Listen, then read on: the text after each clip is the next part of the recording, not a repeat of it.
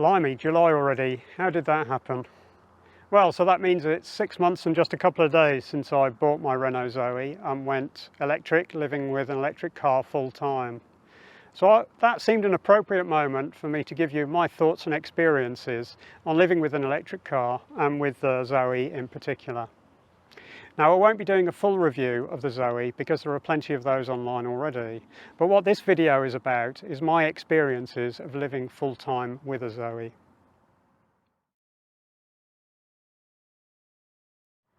So the first thing to say is that the time has been most enjoyable. It's been a great experience. I've learnt a lot, and I've enjoyed putting into practice the idea of having an EV, which I've had for so long. It turns out that the car is great fun to drive, so that's been a great part of it as well. Now, you can't talk about EVs without talking about the technology. They are, after all, technology laden by default. There are one or two tech innovations missing from the Renault Zoe, which we'll come to as we go through the video, but mostly I think the car is great. In order to talk about the tech, let's move inside and have a look at some of the details. So the first thing to talk about is the infotainment system. Now, I'm an outlier in users of cars in the sense that I use the built-in sat-nav rather than Android Auto or Apple CarPlay. But having said that, this supports both, although only wired of both. Generally, I prefer the integration of an inbuilt system. The integration of all the bits of the car through the display, I think, works better when you use the inbuilt stuff. So that's generally what I've done. Generally, I think the sat-nav is pretty good, although it can occasionally be very slow to search.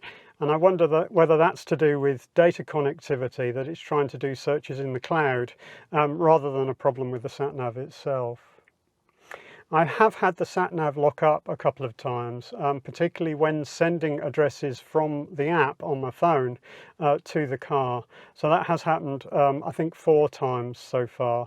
That's a bit weird. I'm still trying to learn more what that's about.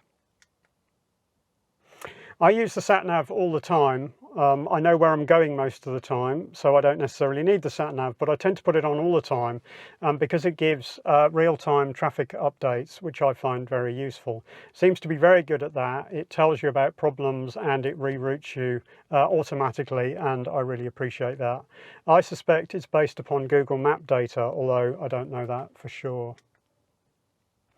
What was a pleasant surprise and unexpected was that the inbuilt system has charge planning, en route charge planning, which I did not expect. I had not seen anyone talk about that.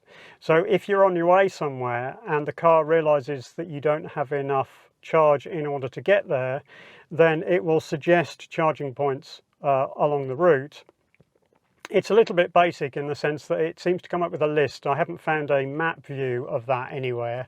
And you have to tune what charges it will show you, otherwise it will show you all the slow stuff that's in the area, which of course is not particularly convenient. You don't want to be on a 3 kilowatt charger when you're running short on a trip somewhere.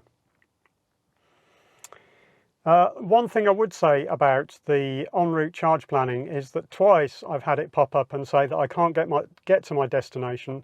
And this has happened when I haven't even got a destination put in. There are a few times where I'll just go somewhere without firing up the sat-nav. And that was a bit odd. It's been the same place in 2 different instances. And so I suspect it's to do with maybe not getting a good GPS signal in that location. There's lots of trees about. And so maybe it's to do with it losing its GPS. But that was quite amusing, where it suddenly told me that I couldn't make it to a charger, which was a bit weird considering that the car had absolutely loads of charge at the time. So that's a bit odd, but it's only happened twice. In terms of the driver aids fitted to the car, the Zoe has 3 levels of kind of steering assistance, if you like. There's off, then there's lane departure warning, where the car warns you if you're going to wander out of your lane but you're in control. And then there's lane keep assist, where the car is trying to keep you within the lanes itself. Now, the lane departure warning is absolutely great. It only comes on when it can actually be of help. So when it can see lane lines on both sides of the lane that you're in, it won't enable on a B road where it can't be of assistance and therefore annoy you, which I think is really good. And it only comes on over about 35 miles an hour, I think, but don't quote me on that. So generally, I've never had any false positives from it, which is really good. The other thing that I really like is that it's kind of subtle but useful, in the sense that on the Zoe, what it does, if you try to wander out of your lane, is that it vibrates the steering wheel, which of course you're holding on to because you're in control.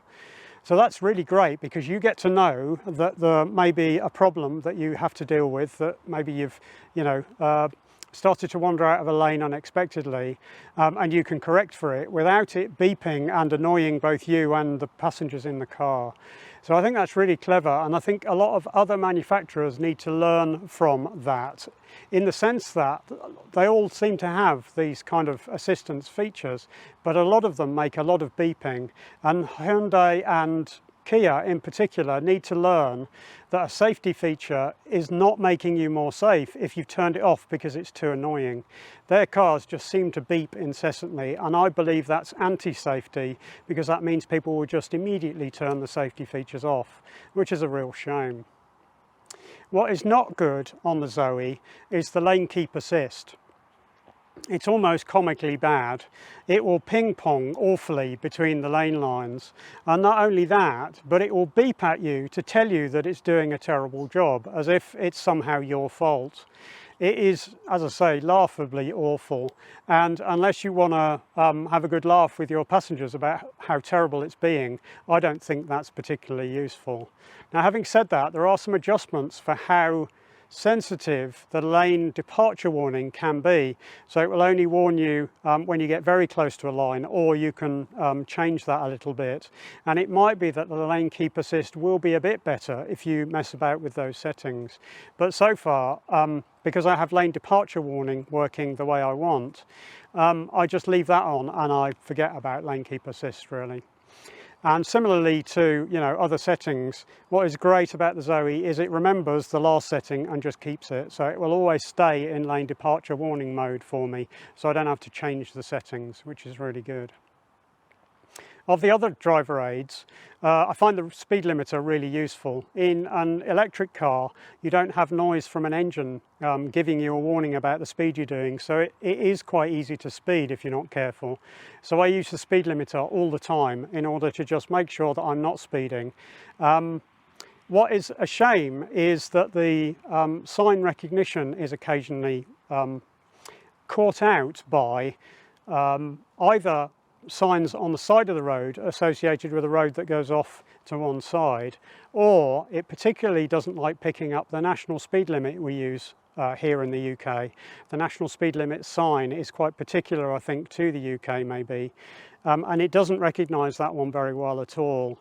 If it's an official size, it's the kind of mandated size exactly, then I think it picks it up quite well.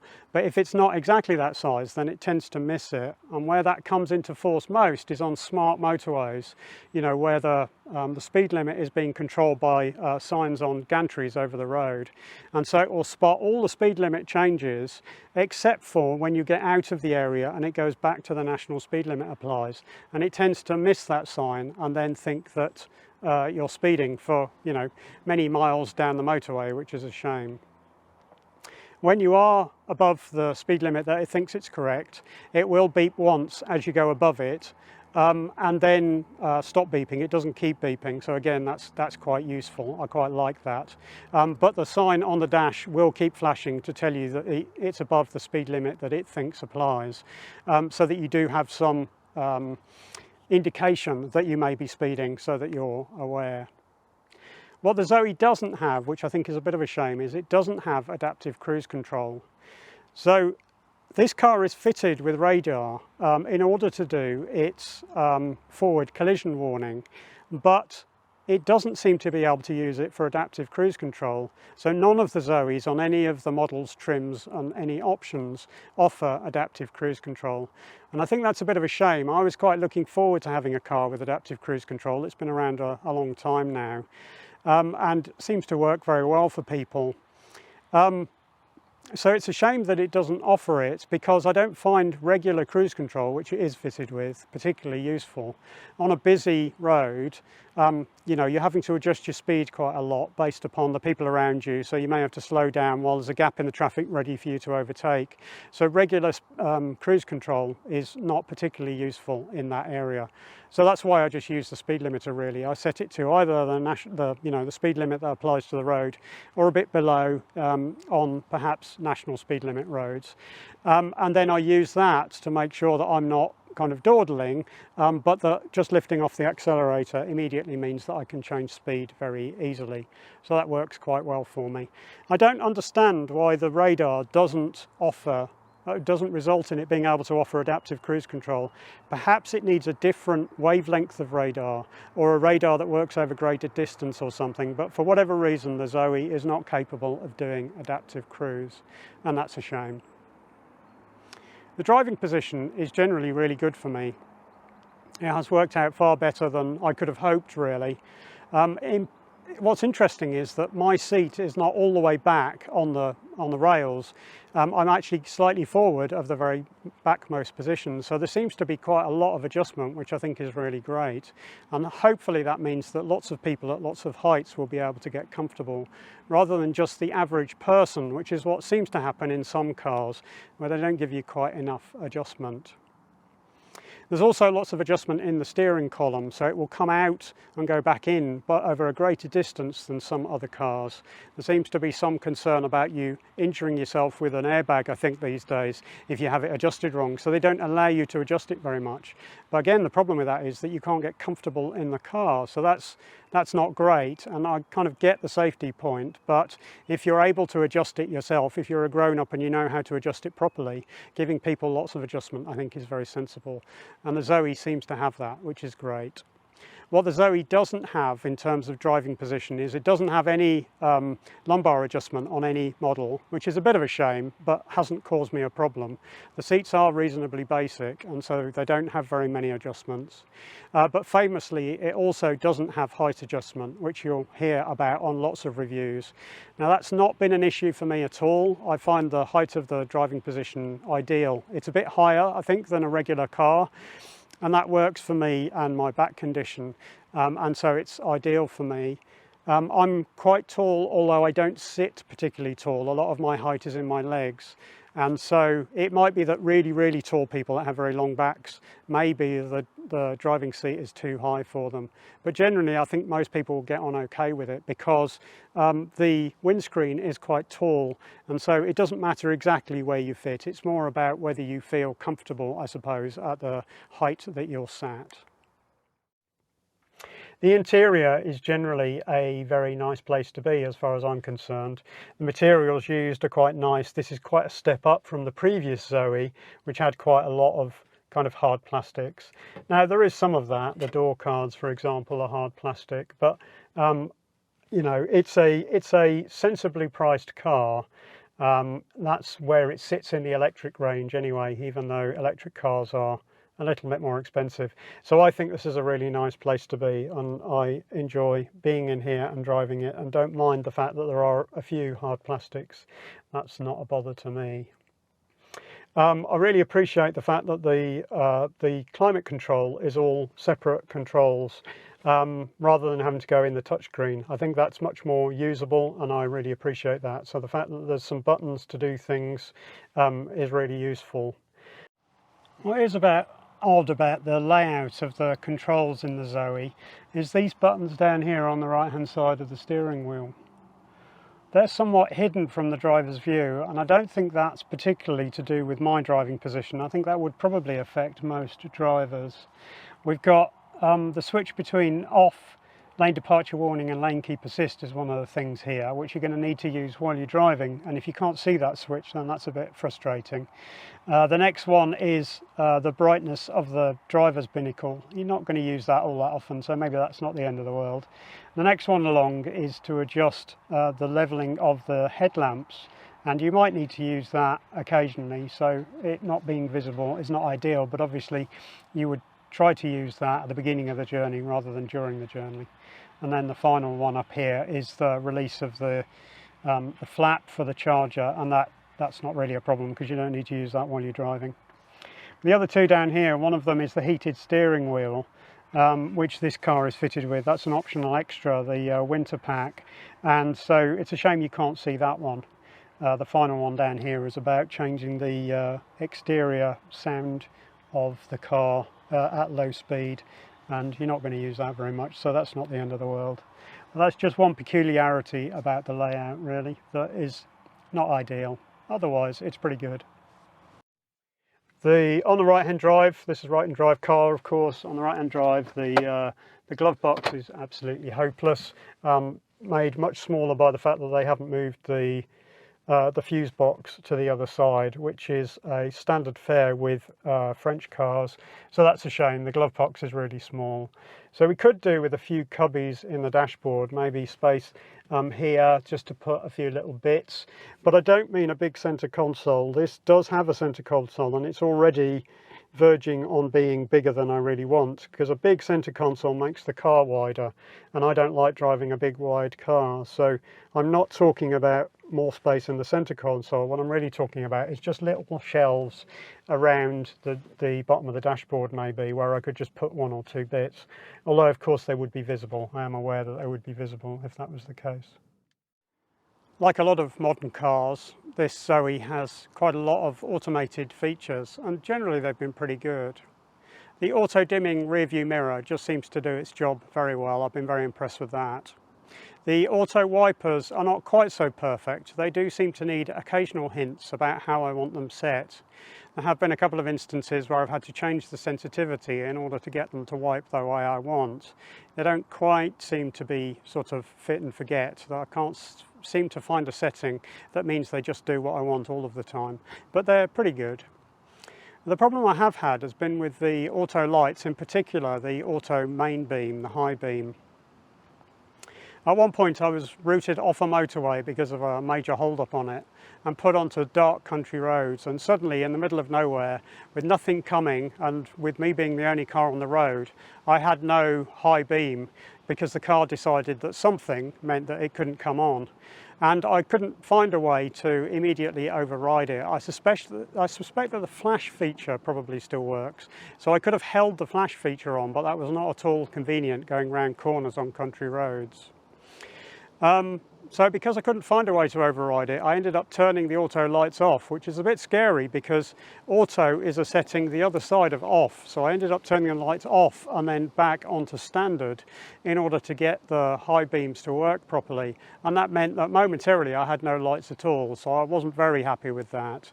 So I'm kind of in two minds about auto main beam, really.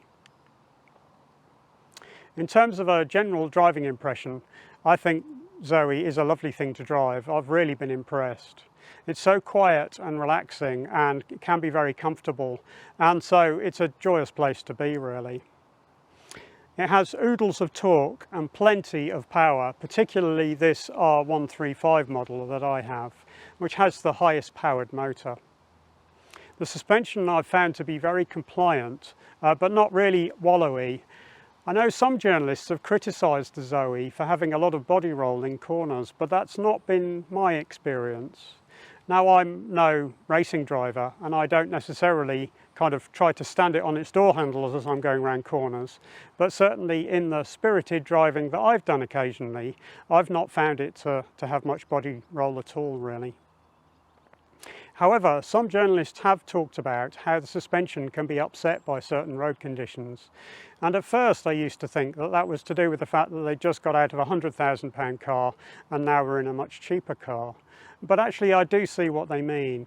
There are certain road conditions where the car doesn't quite manage to damp out the oscillations in the road. And so the car can get a little bit bouncy and also a little bit more noisy. On one occasion, I thought I must have a puncture because the car had suddenly become so much noisier. But actually it turned out to be that the car just wasn't coping well with that particular road surface. And a few hundred yards down the road and the noise had gone again. So the next thing to talk about is regen. I do like me a little bit of regen. So on the Renault Zoe there are just two settings. There's D, the normal drive mode, where you don't really get very much regen, if any. And then there's B mode, which I think stands for braking, where you do get retardation, you get braking as you lift off the accelerator. And I really like that. I feel much more in control of the car if it's slowing down when I lift off the accelerator, rather than just coasting. I think ideally I would have liked having just a tiny little bit more regen than is available in the Zoe. It's limited to about 27-28 kilowatts as it stands, and I do find that occasionally I need to use the brakes, and I know that's very much a first world problem, but if there had just been a tiny little bit more, that would probably have happened very, very rarely. I don't mean a lot though, I am being quite nitpicky. I've had the pleasure of driving a Tesla Model S, and in the Model S I found that there was a lot of regen when you lifted off the accelerator, and particularly when you switched from autopilot into standard driving mode. If you didn't get the accelerator position exactly right, then you would get a lot of regen and it would feel quite uncomfortable that you were braking quite heavily, and of course that could surprise someone behind you as well. So I wouldn't want a lot more. Certainly wouldn't want that from the Zoe, but if there had just been a little bit more, that would have been absolutely perfect. But it is, you know, I am nitpicking, it is a small difference. What is a shame, I think, is that there's no regen when the battery is charged at absolutely 100%. There's nowhere for that energy to go. They don't want to overcharge the battery or risk that in any way. And so they just don't give you regen when the car's charged to 100%. Now, as far as I know, that applies to every EV. The Zoe is not unusual in that regard. And it's understandable, as I say, there's nowhere really for that energy to go. If there had been a big resistive load somewhere in the car, a big resistive heater or something that you could put that energy into, just so that you still got regen at 100%, the car would drive the same in all situations, and that, you know, would have been ideal. But as I say, that's not how it works. The only other time that I've not had regen, or at least had slightly limited regen, was in extremely cold weather. In January and February this year, we had some days at -5, and the car sat getting very cold for several days before I used it. And at that point, when I jumped in the car, it said that the regen available was very limited, and I think that was because it was protecting the battery. The battery had got so cold that it didn't want to put high current through it, and so it waited for a little while until the battery had warmed up before full regen was available again. But I did get some regen, it's just that I didn't get all regen at that point. So you can't talk about an electric car without talking about range. And so let's talk about range, but first I need to talk about efficiency, because efficiency leads into the range discussion really. So the first day that I had the car and drove it back from the dealership, I got about 3.4 miles per kilowatt hour indicated on the display, and I was a bit disappointed by that. But having said that, I hadn't reset the trip, and when I did then reset it, then it seemed to be getting to 3.8 most of the time. Now that was in January, that was quite cold weather, and particularly those very cold spells of -5, that's not particularly good for your efficiency. Not only that, I think I didn't have the driving style quite right at that point. I hadn't learnt what the Zoe liked and didn't like, and so I think I would probably do better than that now. Certainly in the summer, I've got up to 4.3, and now that I've learnt that driving style and the weather is warmer, and both of those things help. So now that I know what makes a difference, I can actually get really good efficiency out of it, and 4.3 I'm very pleased about. Now I will be creating another video talking about how I get that efficiency, because there are a couple of tricks to it, but I won't talk about that today. So what range do I get then? Well, in that winter period where, as I said, I wasn't driving it particularly efficiently and it was so cold, the lowest range I saw indicated was about 165, 170 miles, something like that. That was in those early days. The best I've seen indicated was 238, and that seemed to be real world range, in the sense that that was a long journey that I was doing, and I used most of the battery, but not all of it. I think there was about 19 miles left showing when I got home again. And so that seemed to be pretty good. Now, what I will say about the Zoe is that the range estimate seems to be pretty accurate. It's very good.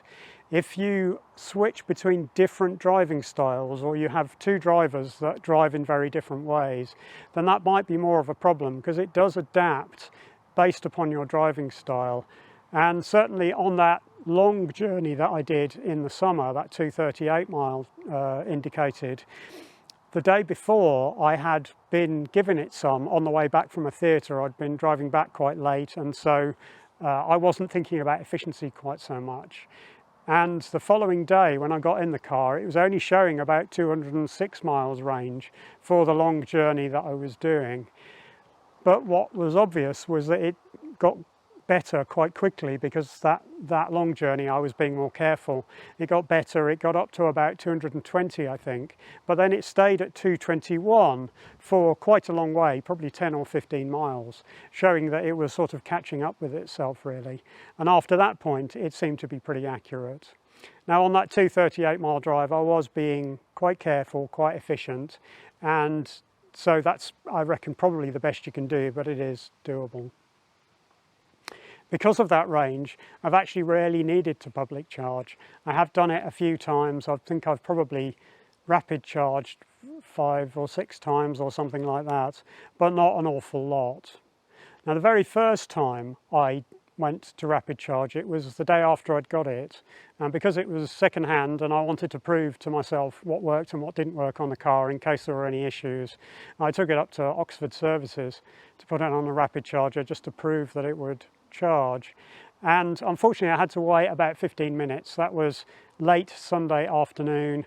That seems to be peak period for DC chargers, so I did have to wait a little bit, but it was only 15 minutes, not the end of the world. During my period of using rapid chargers, there have been, I think, 3 that haven't worked. So I have been fortunate that each time I've been able to move to a different location, a different charger on the same site, and charge there instead. I think one time it was probably a payment issue at least once, although I know at least once the charger was actually showing a light indicating that the charger itself wasn't working, and I just hadn't noticed when I tried it. I haven't had to use AC public charging all that much at all. I've done all my AC charging at home, I think, really. And speaking of home charging, I have now got a level 2 charger. I've got a 7 kilowatt charger at home, but I did actually level 1 charge for the first 5 months or so. And it's worth knowing, level 1 charging is just plugging into a wall socket with a portable charger that a friend had given me.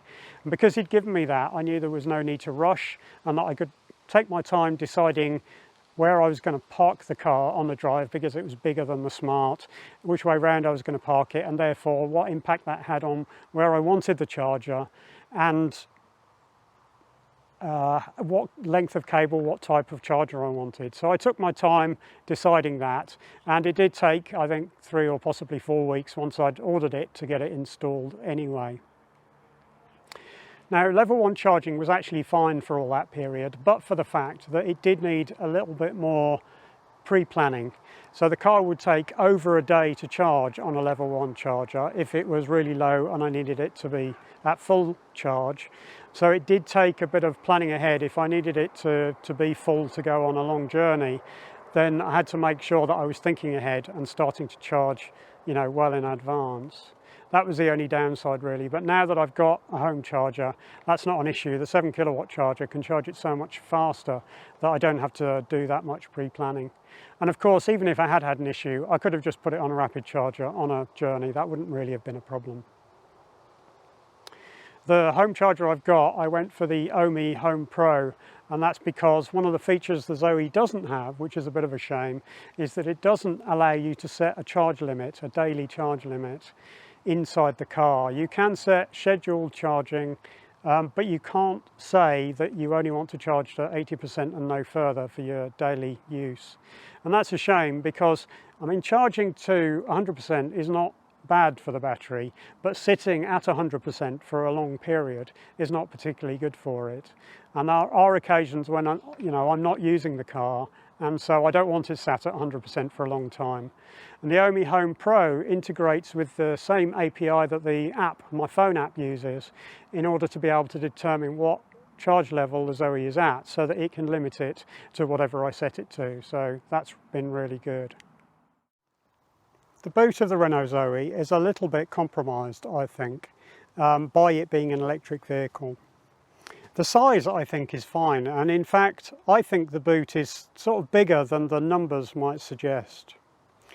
You can get a false floor for a Zoe, which allows you to put charging cables under it, so the boot floor comes more up to this level, which I think might be slightly more practical, but it's very expensive from Renault. It's about £200, and I don't think that's really worth it, particularly as I appreciate the extra space. What is odd, however, about the Zoe is this unprotected metalwork at the back here. I'm not talking about outside the boot, where some people fit a strip in order to protect that. I'm really talking inside the boot. This whole section is unprotected metalwork and painted, obviously, but this is just going to be a scratch magnet, and I think it's really disappointing that they didn't fit something over here in order to protect this. And that is particularly even more weird that it is got openings, it's cut openings, and as someone else pointed out, they're reasonably sharp as well. They're not particularly well made, and so you could lose stuff down into this cavity, but also you could possibly catch yourself on these exposed bits of metalwork. So I think that's a really disappointing area that they should have done something about. I haven't managed to come up with a solution to that yet, but if I do, I will be very pleased at not having this metalwork exposed anymore. The other thing that's somewhat less practical than I would have hoped is when you put the seats down. So let's do that.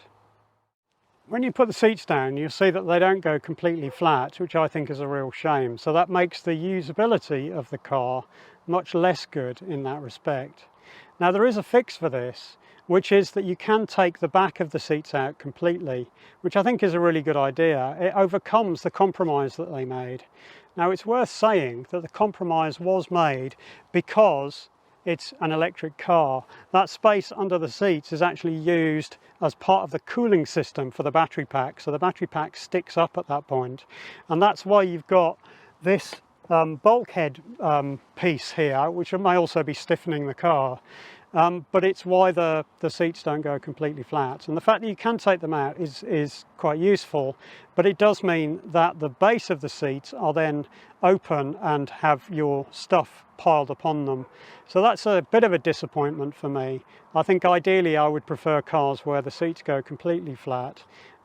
In this case, I do understand that it was done because it was an early electric car, and so I don't have as much of a problem with it, particularly as they've come up with this nice solution where you can at least take the backs of the seats out, but you would then just need to protect the seat bases from being damaged by whatever you're putting in. As you can see, the back seats of the Zoe are not ideal from my point of view, because I have my driver's seat so far back and my seat fairly reclined in order to get comfortable. There's limited space for someone behind my own seat, although you can see there's more space on the passenger side because I've slid that seat a bit further forward. I don't think this will be a problem for shorter drivers. There would be a reasonable amount of space in the back. You could still get children in, but obviously you're not going to be able to get 4 or 5 adults in for a long trip if you've got a tall driver. I think ideally I would have, liked a smaller car. This is why I enjoyed driving a Smart, to be honest, because I tend to find that the back seats are a bit compromised because of my own driving position. And so I thought the Smart was very clever because it optimised for 2 people rather than trying to compromise to get multiple people in and perhaps compromising the driving position a little bit. But fortunately I found the Zoe very comfortable, so that hasn't really caused me a problem. I just need to bear in mind that I'm not going to fit 5 big burly adults in this, I don't think. One of the questions to answer might be whether I regret going electric. And the answer to that, unsurprisingly, if you've watched any other of my videos, is no, not at all. I've really enjoyed it. Range anxiety isn't anything to worry about. I didn't expect it to be, but now I've lived with one, I can say for sure that it's not an issue. What I've appreciated most, I think, is how much more refined driving an EV is than driving an internal combustion engine car. It's like driving a much more expensive car than you can possibly afford. And I'm going to appreciate that it's going to get cheaper and cheaper to run as electricity prices come down, which I'm sure they're going to do. And so, do I regret getting a Zoe in particular?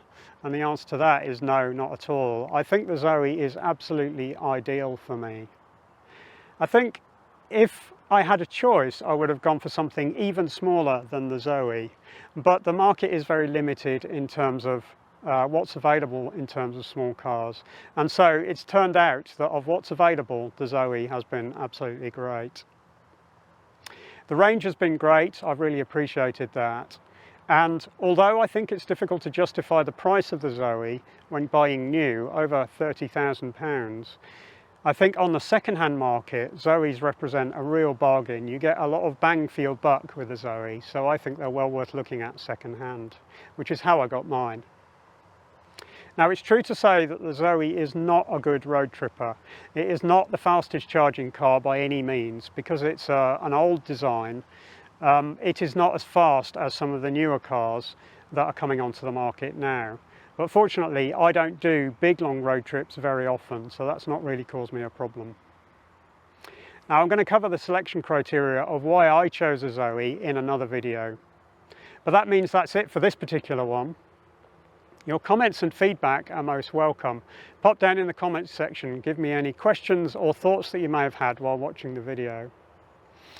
Please, if you've liked the video, consider clicking the thumbs up button, because that helps YouTube appreciate that the video is worth watching and it may promote it to others who might enjoy it. And of course, subscribe to the channel if you want to see more. Thanks.